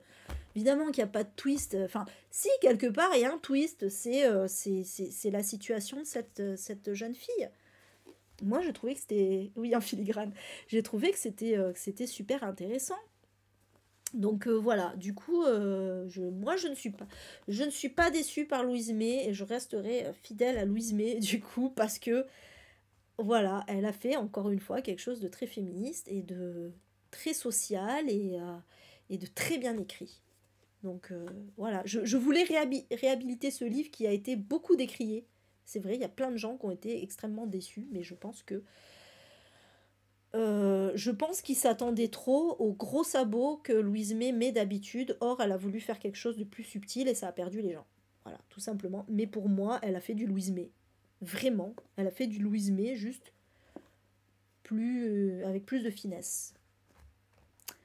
Voilà. Mais oui, je comprends, mais bien sûr, c'est clair qu'on est dans un truc un peu différent de ce qu'elle a pu faire avant, clairement, clairement, mais parce que elle avait envie, je sais pas, elle avait envie de faire son Germinal un peu, j'en sais rien, mais elle avait envie de faire un truc un peu plus historique. Euh, voilà, alors c'est marrant parce qu'il y a souvent dans ce livre, j'ai eu l'impression d'être dans un film, pas dans un film, dans une série de TF1 avec les acteurs de maintenant et tout. Vous savez, les séries historiques qu'on voit, voilà, qui sont sortis par TF1 ou France 2. Non, plutôt France 2, pas TF1, c'est plutôt France 2 qui fait des séries un peu historiques. Ça me faisait vraiment penser à ça, en fait, le côté très franchouillard, mais pas franchouillard dans le sens beauf, hein, franchouillard dans le sens que ben il y a qu'en France que tu peux voir ça, quoi. Ça m'a vraiment fait penser à ça. Voilà, j'imaginais déjà un peu la tête des acteurs et des actrices. Je connais pas trop les noms en fait, mais j'imaginais un peu déjà en lisant les personnages. C'était rigolo. Bah non, pas tant que ça, mais c'est surtout des avis des gens qui ont été déçus parce que c'était juste un simple polar entre guillemets, alors que clairement pour moi c'est pas un polar, mais voilà, les gens étaient déçus que ce soit un polar et qu'en plus en tant que polar il n'y avait pas une résolution d'enquête de ouf. Bah oui, forcément, parce que en fait c'est pas ça qu'elle raconte. Mais je pense que les gens sont un peu passés à côté en fait. Mais ça c'est bien. Après, encore une fois, c'est pas une claque, donc je comprends qu'il y ait eu des déceptions. C'est pas une claque, mais juste que moi, ça a été une très bonne lecture. Voilà. Moi, je me suis régalée. Voilà, j'ai trouvé les messages intéressants. J'aime toujours beaucoup son écriture. J'avais voilà, l'impression de lire un petit roman historique, en fait, avec des beaux messages. Et voilà, tout simplement. C'était sympa. C'était sympa, voilà pour celui-ci. Alors, Annie Ernaux. On est vraiment dans le haut du panier, là, pour moi, hein, en tout cas. Donc, comme des gommes tapales, on pouvait lire, enfin, on avait donné comme autrice Toni Morrison ou Annie Ernaux, et que j'avais déjà lu Toni Morrison en février. Je me suis dit, allez, je vais me refaire un petit Annie Ernaux. Et en fait, comme j'ai trouvé celui-là en audio, je me suis dit, tiens, allez, comme j'avais fini d'autres livres, j'avais plus rien à lire pour le mois de mars en audio, je me suis dit, allez, je vais partir là-dessus. Bon, cela dit, il m'a pas fait 2 jours. C'est très court les Annie Ernaux, donc voilà. 2 séances de sport et deux séances avant dodo, quoi. Merci Dreamco, Dreamco, je ne sais pas, pour le suivi. Donc dans mémoire, alors vous savez que les livres de bonsoir, vous savez que les livres de Annie Ernaux sont toujours autobiographiques. Je sais pas s'ils le sont toujours, mais je pense. Voilà, c'est autobiographique. Donc à chaque fois, elle raconte une partie de sa vie. En fait, ou toute sa vie, mais elle se focalise sur quelque chose en particulier. Donc voilà, par exemple, dans La Place, c'était la situation de son père. Dans L'événement, c'était, moi c'est les 2 que j'ai lus, enfin c'est les 2 que j'avais lus avant. Dans L'événement, c'était son avortement clandestin. Et ouais. Et là, en l'occurrence, là, elle va nous raconter son... Alors c'est pas son adolescence... Ouais, si. Fin de l'adolescence. Je sais plus quel âge elle a. 16, 17, quelque chose comme ça, où elle va être monitrice dans une colonie, en fait, dans les années 50. Eh, coucou Léa, comment ça va? Oh, c'est trop mignon. Coucou Elba. Du coup. Et coucou, attends, la sœur, c'est comment déjà? Attends. Cléo, voilà. Et coucou Cléo. J'ai eu un trou là d'un coup. Donc là, oui, voilà, elle nous raconte ses années en tant que monitrice dans une colonie, en fait, dans les années 50. Enfin, ces années, elle n'a pas eu... je crois elle a fait 2 ou 3 ans, quelque chose comme ça. Et où elle va découvrir ses premiers émois amoureux et sexuels. Et franchement... et franchement, c'était... passionnant. On dirait pas comme ça, hein, la façon dont c'est raconté. Non, c'était passionnant, mais parce que, bon, déjà, l'écriture d'Annie Ernaux, moi j'adhère totalement à son écriture. Alors là, ce qui est intéressant, c'est qu'en fait, elle va parler d'elle à la 3e personne. Mais pas en mode Alain Delon, hein, pas du tout, c'est pas une question d'ego, c'est plutôt en mode, elle sort un peu de son corps, finalement. En fait, elle analyse la fille qu'elle était à ce moment-là. Voilà, elle raconte, c'est ça, Mémoire de fille, hein, c'est le titre. Elle raconte la fille qu'elle était à ce moment-là. Et donc, la fille, donc elle dit souvent la fille de 1954, elle dit souvent ça en parlant d'elle, en fait. La pauvre Annie, voilà. Donc, évidemment, qu'on sait que c'est elle, hein, c'est clair et net. Mais voilà, elle en parle vraiment. Et c'était génial, en fait. Vraiment, c'était très beau. Et surtout, Et surtout, mais qu'est-ce que je me suis identifiée, mais de ouf. Je me suis grave identifiée à cette jeune fille en fait, parce que en fait, elle nous raconte un peu ses déboires amoureux finalement, hein, parce que en gros, bon ben, comme beaucoup d'entre nous, malheureusement, sa première fois, ça va être avec quelqu'un qu'on n'a rien à battre et qui voulait juste tremper son biscuit, quoi. Et elle est éperdument amoureuse, voilà. Et puis en plus, enfin, elle va subir un peu de harcèlement, pas du harcèlement sexuel, hein, du harcèlement moral de la part de ses collègues de la colonie, parce qu'elle va passer un peu pour la putain de service, enfin vous voyez, voilà, ce genre de truc. Euh, alors que en plus, alors elle va nous parler aussi, même si le mot n'est pas dit, de son vaginisme, parce que clairement c'est ça, hein, en fait.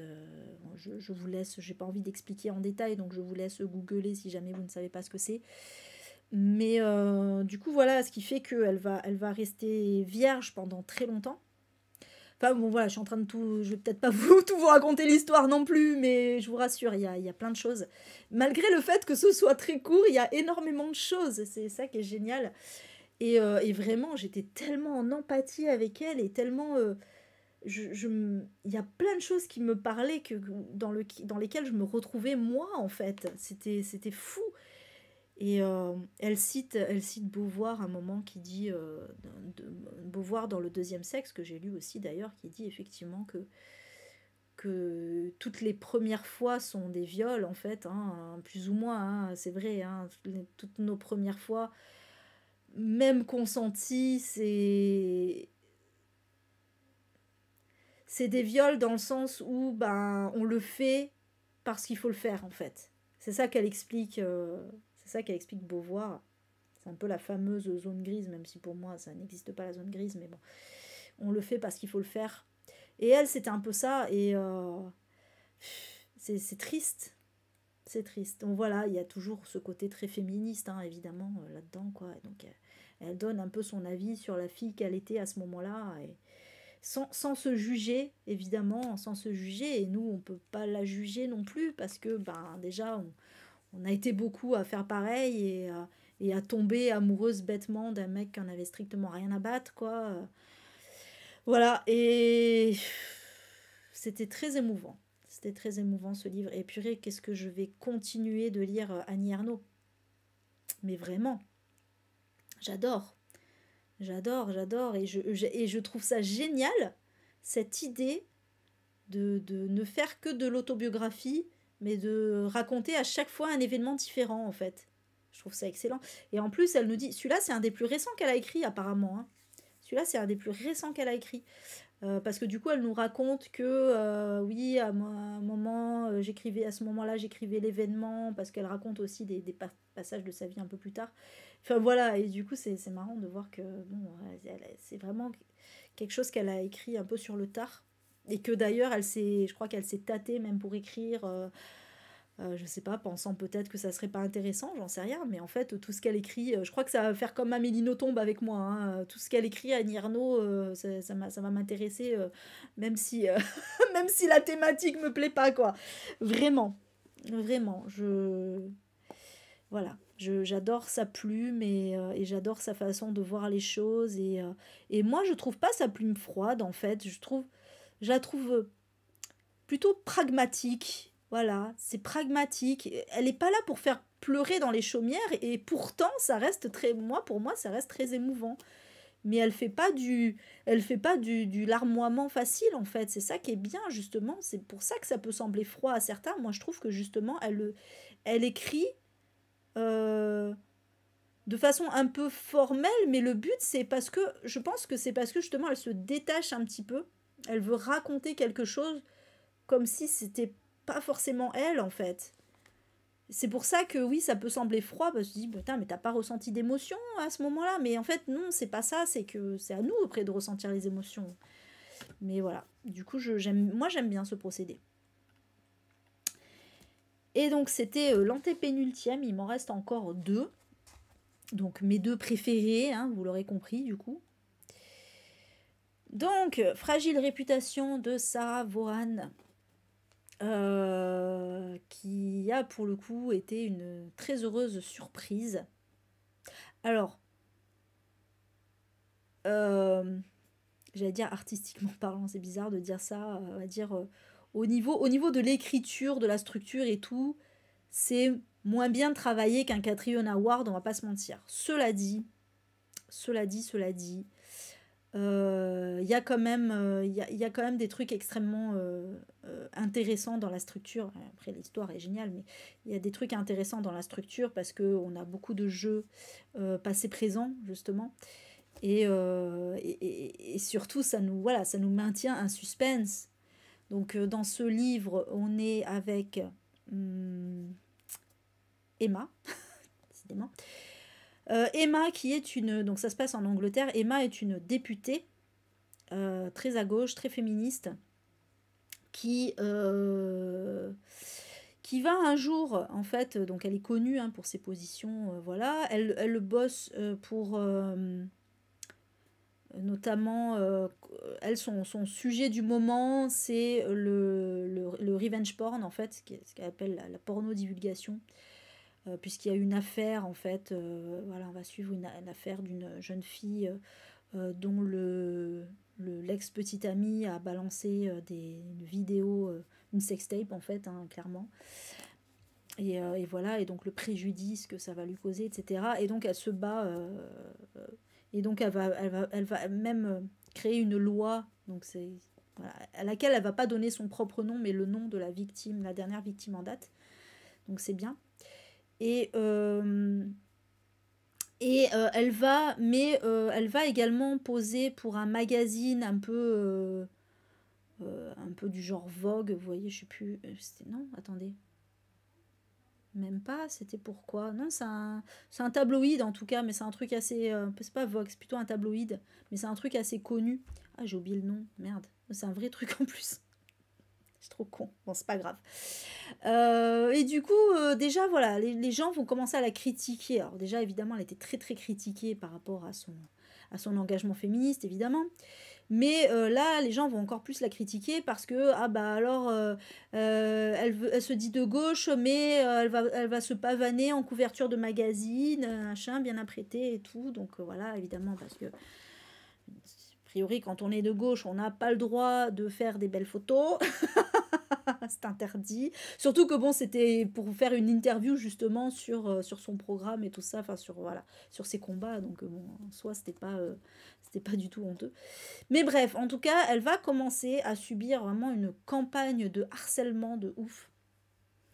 Au point que, donc entre son truc de magazine et cette affaire qu'elle va défendre, cette loi qu'elle va défendre, au point qu'elle elle va même recevoir des messages sur son mobile qui ont l'air de dire voilà, que la personne sait où elle habite, etc. Et donc elle commence à avoir très peur.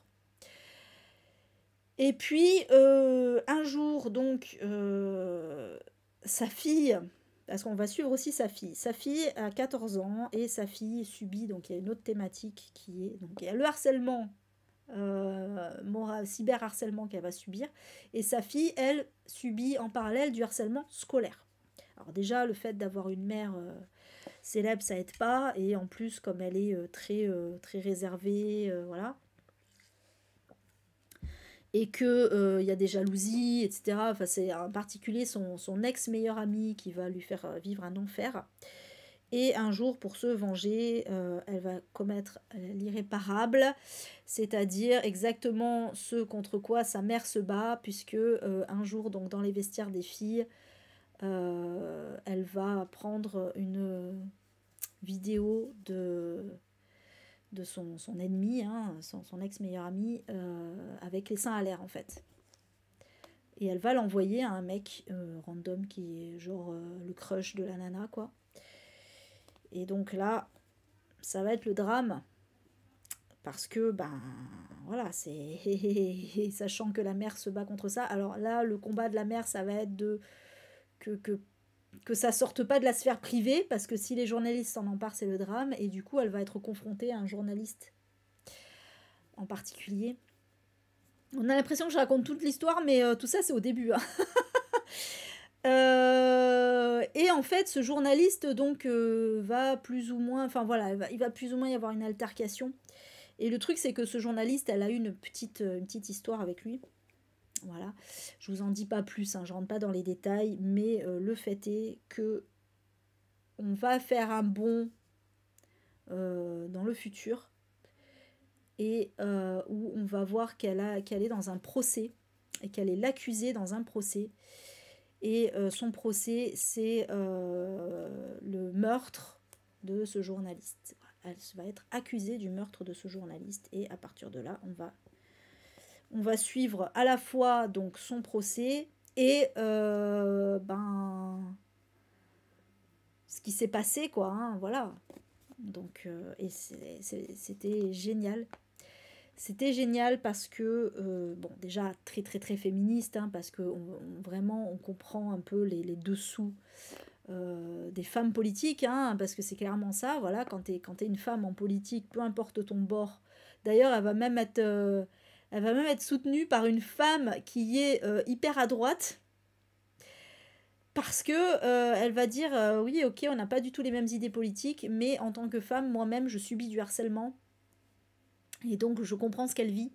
Et voilà, pour vous dire, les femmes de n'importe quel bord, elles vont subir du harcèlement. Donc, il y a tout ça. Et puis, il y a aussi, ben oui, voilà,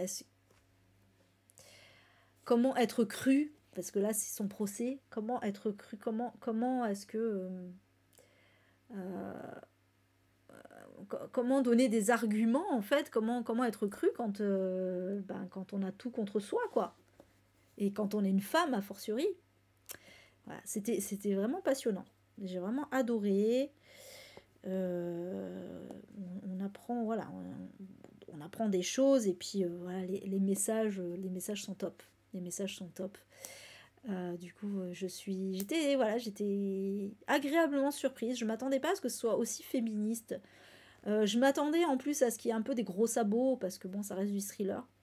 Mais non, pas tant que ça parce que alors oui, bien sûr, il y a les gros sabots du féminisme, mais je veux dire, ça se base vraiment sur des trucs réels, quoi. Il y a même des dialogues ou des messages sur les réseaux sociaux qu'on a vraiment vu, que moi-même j'ai vraiment vu en vrai. Donc du coup, ça rend les choses tellement plus réalistes. Et je suis persuadée qu'il y a beaucoup de femmes, alors peut-être pas être accusées de meurtre bien sûr, mais il y a beaucoup de femmes politiques qui ont dû vivre ce qu'elle vit dans le livre, quoi. Voilà. Pour celui-ci que je recommande du coup fortement, qui est vraiment beaucoup plus qu'un thriller domestique ou psychologique parce qu'il y a un réel message derrière. Oui, je crois pas qu'il soit sorti en poche encore celui-là, c'est son dernier. Hein. Il n'est pas sorti en poche encore. D'ailleurs, moi je vais me pencher sur ses autres livres du coup. J'ai vraiment hâte de lire ses autres livres. Et le dernier, et si vous me suivez, vous devez savoir lequel c'est. Parce qu'en plus je l'ai vite fait évoquer hier, je crois. Voilà. Les grandes oubliées de Titiou Lecoq. Pourquoi l'histoire a effacé les femmes. Bon, autant vous dire que c'est un méga coup de cœur, cet essai. Voilà.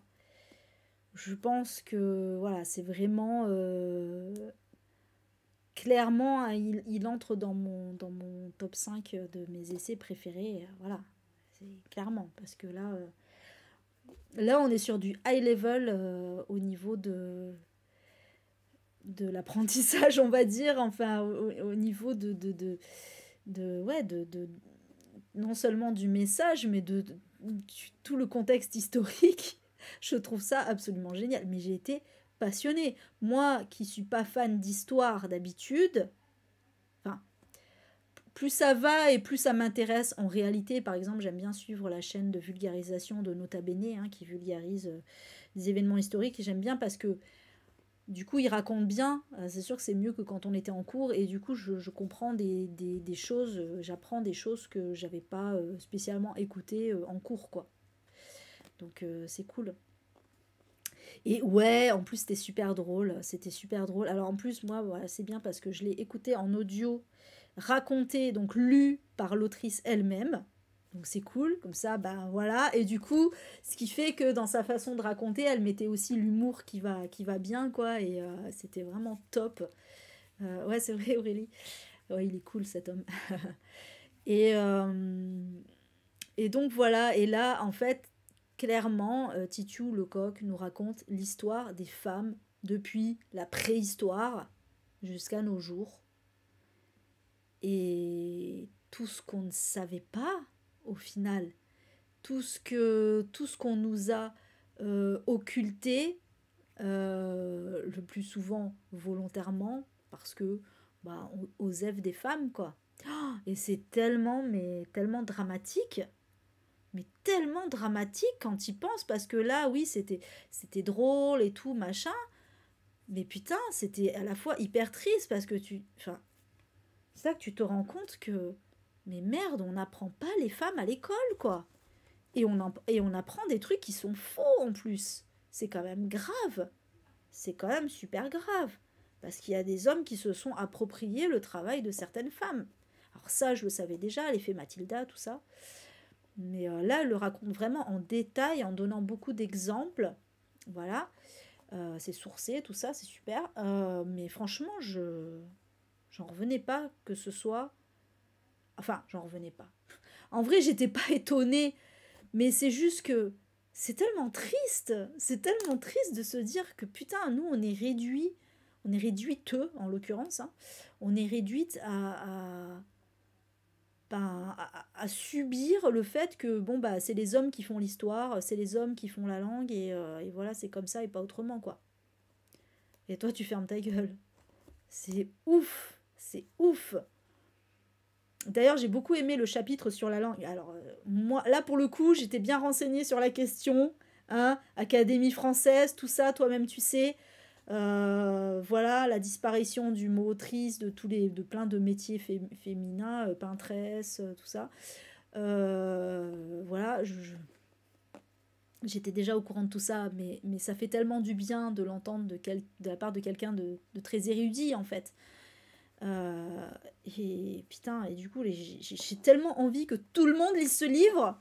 Surtout les gros réacs là, qui sont là. Oui, c'est 1984, c'est la novlangue. Alors qu'en vrai, 1984, la novlangue, c'était l'Académie française qui a supprimé, qui a masculinisé la langue, qui a supprimé l'accord de proximité, qui a supprimé tous les mots, tous les métiers féminisés parce que c'était pas digne des femmes et parce que de toute façon le masculin est supérieur. Il est là 1984, il n'est pas dans l'écriture inclusive quoi. Nous justement on revient aux fondamentaux. Nous c'est limite nous les réacs parce qu'on revient à l'ancien temps quoi. C'est quand même ouf. Moi ça me fout en l'air ce genre de choses. Putain, tout le monde devrait lire ce livre. Et tous les combats que toutes ces femmes ont menés, le fait, ça aussi, combien de fois je l'ai sorti, et pareil, j'étais tellement contente qu'elle dise ça. Tous les gens qui disent ouais, de toute façon, aujourd'hui, les féministes, c'est que elles méprisent les hommes, c'est que de la violence, elles sont pas pédagogues, machin. Et là, ben oui, ben les suffragettes, elles faisaient quoi? T'as cru qu'elles buvaient le thé ou quoi? Comment ça se passe? Elles posaient des bombes, s'il te plaît. Et t'as cru qu'elles aimaient les hommes? Non mais franchement, voilà quoi. En fait, on a toujours mené nos luttes exactement de la même façon. C'était pas ouais, le féminisme d'avant c'était mieux. Pourquoi? Elle faisait la même chose que nous. Limite, on est moins violente même maintenant. Pour le coup, je trouve qu'on devrait faire comme les suffragettes et bien d'autres qui se sont pas gênés quoi, pour aller péter des trucs. Bref, voilà. Du coup, c'est... J'en profite pour passer le coup de gueule au passage. Non, non, c'est franchement, il faut absolument lire Les Grandes Oubliées. Il faut absolument lire Les Grandes Oubliées de Titiou Lecoq. Il faut que tout le monde le lise. Mais c'était tellement passionnant. C'était tellement bien. Ah là là, pourquoi j'ai pas eu ça à Notre part de nuit? En plus, j'étais dégoûtée parce que celui-là, il était hyper court. Il était hyper court. Il faisait 6 heures d'écoute. Et 6 heures d'écoute en accéléré, ça faisait même pas 5 heures au final. Du coup, voilà, ça avait été vite expédié aussi.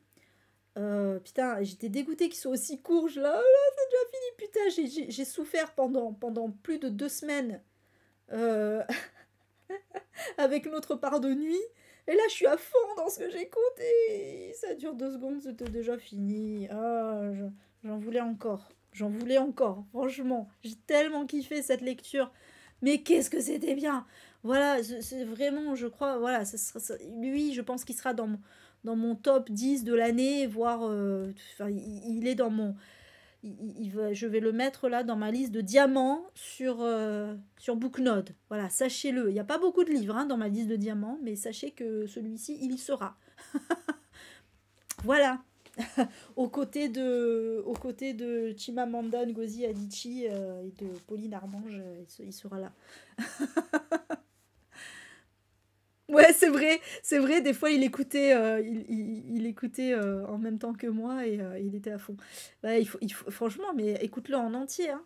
Écoute-le en entier, hein, Kim, tu vas te régaler, c'est hyper intéressant. C'est passionnant, quoi. En plus, il est sur. Ah, mais non, mais moi, c'est pas sur Audible que je l'ai eu, celui-là. C'était NetGalley. Mais je sais plus. Bon, bref, on regardera ensemble au pire, que tu puisses l'écouter. Voilà, en tout cas, c'était trop bien. C'était trop, trop bien. Voilà, voilà, voilà. Et bien, écoutez, c'était tout. C'était tout pour aujourd'hui. En ce moment, parce que j'oublie à chaque fois avant de conclure sur YouTube, mes lectures du moment. Donc, il y a, bon, déjà, il y a celui-là que, bon, c'est vrai, je le traîne. Il est super, hein, c'est pas du tout le problème. Mais il n'est pas forcément hyper facile à lire. Et le patriarcat des objets, j'ai pas dit, le patriarcat des objets de Rebecca Handler, parce qu'on voit pas très bien. Mais du coup, je voulais le lire dans les transports, et comme j'ai pas eu de transport depuis 3 semaines, je l'ai lu dans un Read With Me et dans 2 Read With Me. Donc il va continuer les Read With Me. Voilà. Bon, l'essentiel c'est qu'il soit fini avant la fin du mois. Et puis ensuite, je lis aussi Beauté fatale de Mona Chollet, qui est un autre, j'ai à peine commencé, hein, qui est un autre essai qu'on m'avait offert, donc voilà, qui est pour l'instant donc sur le diktat de la beauté, hein, les diktats de la beauté, donc très intéressant. Et surtout, je suis en train de lire, j'en suis aux 2/3 du livre, La femme de ménage de Frida putain, je vais pas oublier, McFadden, je crois que c'est ça, Frida McFadden. Petit thriller domestique que je surkiffe, je suis à fond dedans. Je l'ai commencé hier soir, j'en suis aux 2/3 là, voilà, je l'ai bouffé. Et donc voilà, ça sera pour le prochain bilan lecture. Mais c'est vachement bien. Voilà, sur ce, eh bien écoutez, je vais dire déjà au revoir à YouTube. Prochain live, ça sera les sorties de... Voilà, c'est dimanche soir, je tourne les sorties grand format d'avril. Donc vous aurez la vidéo dans la foulée. Voilà, sur ce, à la prochaine vidéo et à bientôt. Ciao.